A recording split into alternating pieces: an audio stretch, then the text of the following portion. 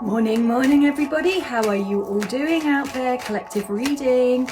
Take what works for you, don't take what doesn't work for you. Let yourself feel it rather than think it. So continuous theme of supercharged energy for the fire horse energy that's coming in on the 17th of February. So there will be such a stark transition, yet it will seem so simple and effortless at the same time. It's like a dual energy of instant change, as well as actually I'm ready for this, even if your mind tells you you're not. So some power animal cards this morning. People are finding things very intense at the moment. Go with it.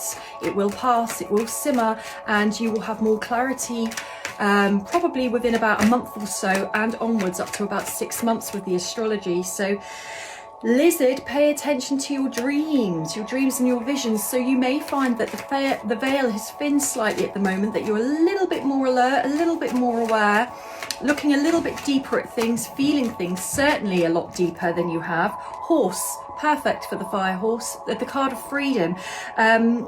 Freedom is actually understanding that you're not trapped. Freedom isn't just a physical process, it's an emotional and a spiritual process. Freedom is believing that where you once believed something had to be a certain way, no it doesn't.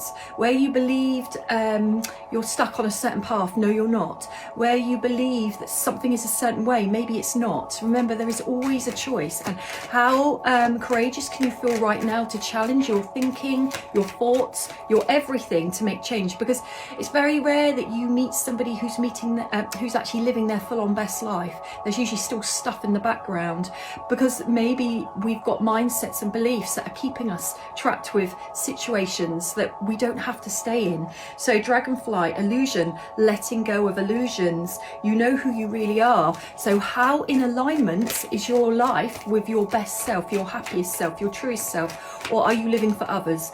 Are you living keeping others happy? Are you living doing what you think you should be doing? Because maybe you shouldn't. So hawk, focus. Focus is always, with hawks, always about focusing on your own life and far less on others. We do get very caught up in what other people are doing, thinking, speaking, saying. And actually, it's a very clever diversion from self. So when we're busy looking at what others aren't or are doing, how much are we actually doing the same on ourselves? And this is about not losing focus of yourself and choosing your priorities correctly to fulfill you.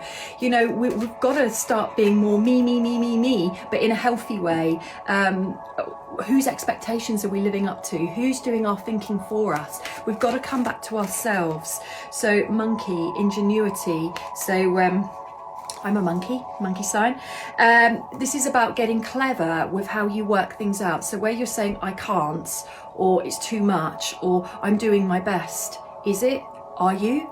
Challenge it, dig a little bit deeper, and follow your intuition, your feelings, without getting caught up in the trauma of the feelings. So notice what your gut, your solar plexus is telling you at the moment, because our solar plexuses and our throat chakras are on fire at the moment to clear out anything that keeps repeating. And we're getting very uncomfortable with the same stories that we're telling ourselves or allowing ourselves to be in, actually to make us change them, not to get stuck in them. So bear boundaries. I will be a happy woman when schools start teaching more about boundaries. I really will, because you know, I always say I'll be out of a job, but hey, standing your ground, boundaries, speaking your truth, but with courage from the heart, not from the fire of the solar plexus of the anger. Speaking our truth compassionately, but not being willing to back down on what is important to us. We have to compromise. We are coming into an era where we really have to work on our communication, because we could change the whole globe and everything on it if we could all learn to communicate from the right place, without our biases, our projections, our judgments.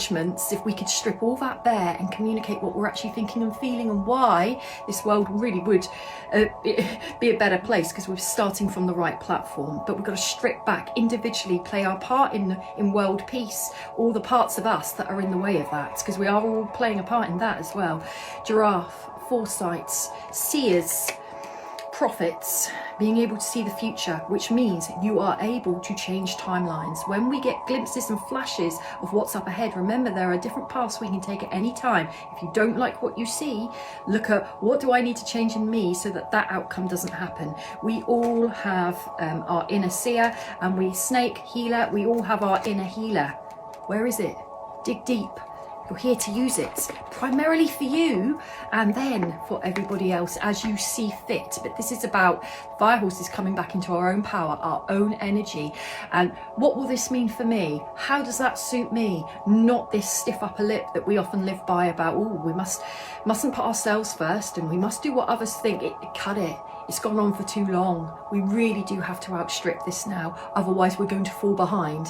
And if we fall behind, that's a whole nother bag of crock that you don't really want to be taking forward with you. So you've got about a week left to sort all this out. And some. Enjoy, everybody.